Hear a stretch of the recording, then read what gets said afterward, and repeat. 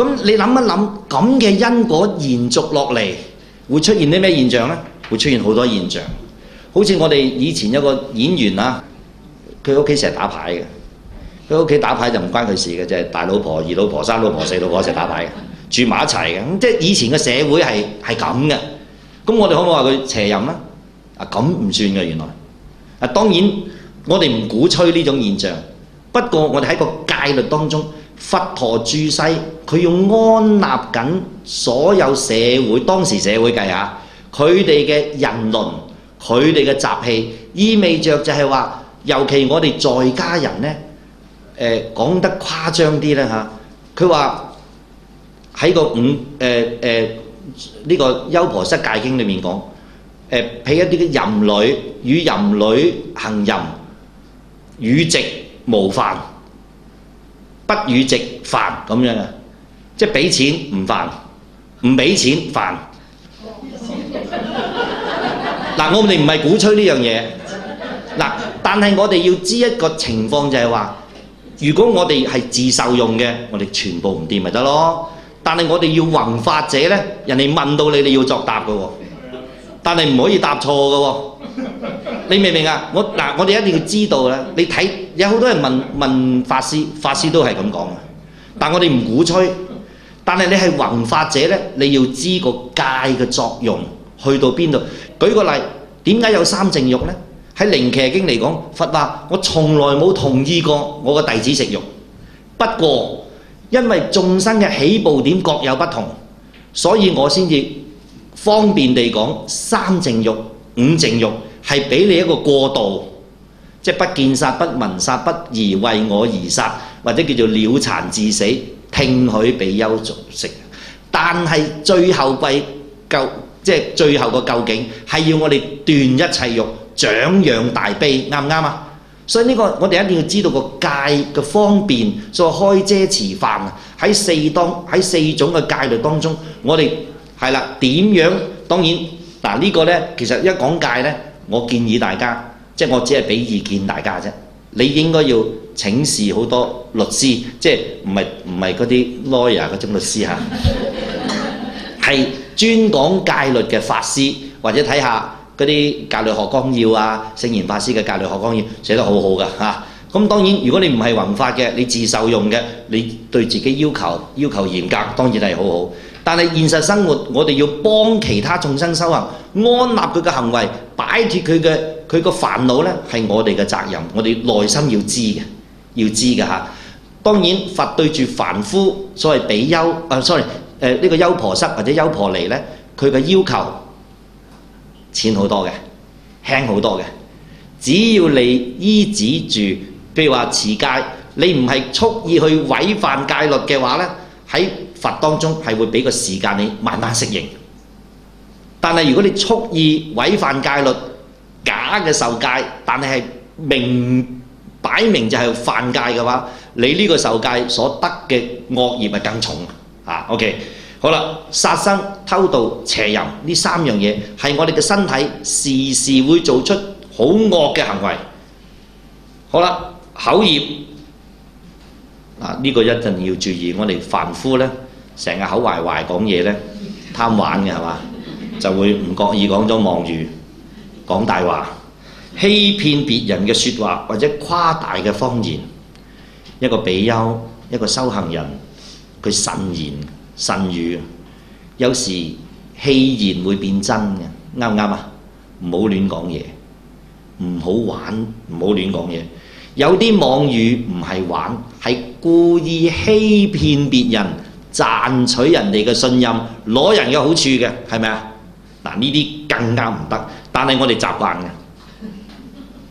做生意唔得嘅，幾大都覺得死人冧樓都話得啦，賣咗佢就算啦，係嘛？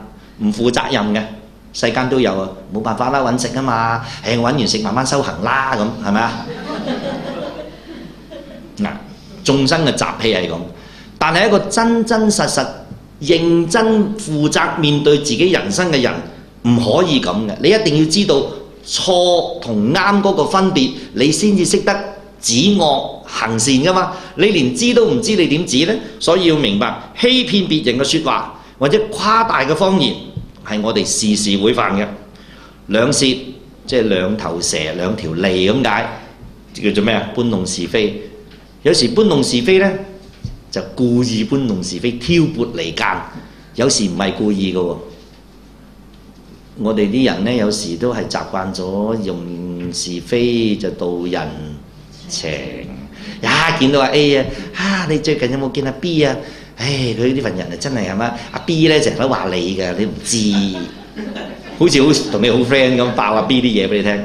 咁一見到阿 A 呢，就阿 A 啊，你有冇見阿 B 啊？咁其實阿 B 個人又係咁㗎，咁你成日喺呢度又講佢，佢喺呢度又講佢，係咪好多時候呢個習慣嚟㗎？佢唔知佢講下啫喎，咁就 A 啊 B 呢，就勢成水火。你係咪喺阿 C 面前講我啊？你個講我咯，咁就好多是非出現啦，係咪啊？好多不必要嘅紛爭，就係人由因為呢種挑撥嘅唔負責任、破和合嘅説話產生嘅，同唔同意啊？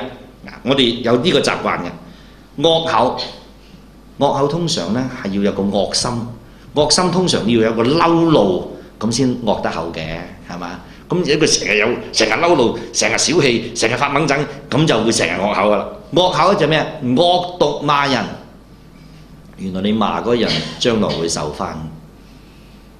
你唔好鬧人，你鬧嗰個原來鬧自己，你將來會變翻嗰樣嘢嘅，好得人驚㗎嚇！即係啲果報，好似我以前有個學佛嘅師兄。佢話係咯，我揸的士嗰陣咧，我成日都鬧人啊！頂你個肺啊！頂你個肺啦！終於佢爆肺，爆咗幾次個肺。當佢一爆肺嗰陣啊，抵咯！我成日都話頂人個肺，而家頂到自己個肺都爆，千真萬確爆咗2次。佢成日個口講都係嗰句嘢啊嘛。咁佢話真係因果報應，千無不爽。所以慎護口業，唔好惡毒罵人。你罵嗰個人，原來鬧緊自己嘅。有句説話叫做仰天吐唾，嗰度口痰咁樣啦。又叫做逆風揚塵，嗰啲風喺度，啲塵啊，咁即係你鬧嗰個，原來鬧緊自己嘅，自己應翻嘅。咁你係咪好危險呢？但係我哋偏偏係咁做，因為點解？嬲咯，一嬲係咪控制唔到啊？OK， 好啦，耳語即係嗰啲不真實嘅説話、虛浮嘅説話、以利浮誇嘅説話。呢排威啦，喺邊度發達啦，又唔帶挈下，或者巴結，陳老闆，巴結啊，鳳城啊，成日去你嗰度㗎，哇，你嗰度好靚㗎嚇，你帶挈下啦咁，即係巴結啊、鳳城啊嗰啲咁嚇，或者矯揉造作，或者諂媚嘅，諂媚即係擦鞋嗰啲咁樣啊。虛言講埋一紮，隔離嗰聽到，哇，毛管都凍晒，哇，著件衫著下先。原來人有好多習慣係咁樣嘅。我哋嘅身時時做出有7樣嘢㗎，身口七支叫做身口七支。數下咪7樣嘢。身同口有7種做作唔好嘅嘢，殺生偷盜邪淫、妄語兩舌惡口耳語。但係點解我會做呢7樣嘢啊？因為我有下邊呢3樣意業嘅推動力，叫做貪欲、瞋恚、愚痴。貪欲係講咩啊？不安本分嘅貪欲。有人講下咩叫貪欲啊？貪即係我本來係咁，我有個理想，我腳踏實地達到我嘅。如果有個人話，我好想揾多啲錢，我好想有一層樓，我好想我爸爸媽媽安享晚年，我好想我兒女讀好書，我好努力去賺錢，算唔算貪啊？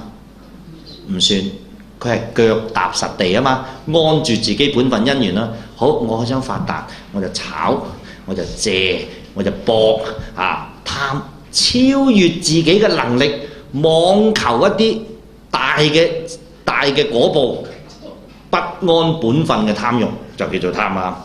瞋恚因為嫉妒、妒忌憤恨、埋怨，好叻咩？我叻過你，豈有此理！憤怒佢最衰係佢，我唔係俾佢咁，我累到我咁衰，我唔會咁衰嘅，係咪你有個目標啊？嗱，嫉妒妒忌憤恨、埋怨，以及種種不滿嘅情緒而射住嗰個目標啊！你講慘啦呢個，因為呢種火就會令自己做出好多身口意惡業咯。身啊，我殺佢，我偷佢啲嘢，奸淫擄掠。戰爭有幾多奸淫擄掠？佢唔係話我中意你奸淫你喎，唔係喎，我係仇恨你啊，啱唔啱啊？我食你嘅肉啊，係咪啊？戰爭係咁，仇恨啊嘛，奸淫擄掠啊嘛，係咪啊？呢個係親為而產生出嚟嘅嘢。乜嘢叫做愚痴啊？愚痴係執迷不悟嘅錯誤理念。喂，唔好咁啊，唔好理，我係咁噶，唔好聽，唔好勸我。乜都可以有得救，愚痴冇得救，啱唔啱啊？又愚蠢，乜嘢叫做痴啊？我哋講一樣嘢，呢個人話我炒股炒窿咗，炒股好啊，炒股好啊，炒股好啊，冇啦，冇啦，喂，食飯先講啦，冇啦，冇啦，即係意思係咩？個精神入咗一件事，掹唔翻出嚟，咁咪叫痴咯。為情痴，為失戀痴，為失敗痴。總言之，自己嘅精神因為破敗入咗喺當中掹唔翻出嚟嘅就叫做痴。咁原來我哋人呢，貪嗔痴喺我哋嘅意念當中就會驅使我哋成日做身口嘅惡業，殺生偷盜邪淫妄語兩舌惡口耳語，全部都做緊。個主人翁係邊個？貪嗔痴。呢10種惡業必須要擺翻正，係佛陀對於我哋凡夫眾生明確嘅教誨。佛說眾生因為意識嘅貪嗔痴驅使，不斷做作無邊身口意惡業，而且更習以為常，覺得應份嘅。人不為己，天誅地滅，根深蒂固，令自己因為做咗呢啲咁嘅衰嘢，飽受無量痛苦。因此，欲求離苦得樂嘅佛弟子係必須要小心注意，以及努力修改一切惡習。一定要停，不過要停止上述由累劫積嚟嘅惡習，容唔容易啊？好難啊，絕非易事啊！事實上，不少佛弟子雖然經過多番積極修改，甚至乎強制唔準壓迫。唔好嬲，唔好嬲，唔好嬲咁啊！總之就拉尾就爆咗出嚟啊！壓抑自己嘅習慣喜好，但係往往都係用表面做功夫，又或者係變成向別人交代嗱，我冇嬲啊，我冇嬲啊，其實個心裏仲好嬲，就分裂啦，分裂成為一個外表，一個內心啊。雖然佢表面持戒，但係個內心煩惱，好煩惱㗎。雖然佢外表話俾人聽食齋，但係實質上佢好想食肉。但係佢要話俾人聽，我要一定要精進，但係就嚟頂唔順。嗱，好多有呢啲咁嘅現象出現嘅喎嚇，內心卻是煩惱四起，矛盾重重，甚至乎最後會因為抑壓不住惡習嘅慾念，唔學啦，終於逃避佛法，畏懼修行，有冇啊？有嘅喎。嗱，點樣可以令到大家好簡單又可以做到呢？為咗幫助大家喺修行止惡行善嘅過程當中，避免出現上述嘅情況，聽日有一個妙藥良方提供俾大家參考。只要你好簡單明白個原理，輕輕跟住做下，大家就不用抑壓或者強制自己嘅喜好，而能輕輕鬆鬆遠離10種惡行，安住10種如來教化嘅善行當中。到底佢點可以輕輕鬆鬆唔使逼自己就做晒，遠離殺業，遠離呢個偷盜，遠離邪淫，遠離呢個兩舌惡口妄語異語啊，遠離貪嗔痴，原來輕輕就做到喎。弘法者要有方法，知道唔好啫，但係最緊要知道點樣由唔好變成好嗰個方法，教到人過啲先得喎，係嘛？咁啊至於欲知事後如何，明天7點開始再繼續講。多謝大家。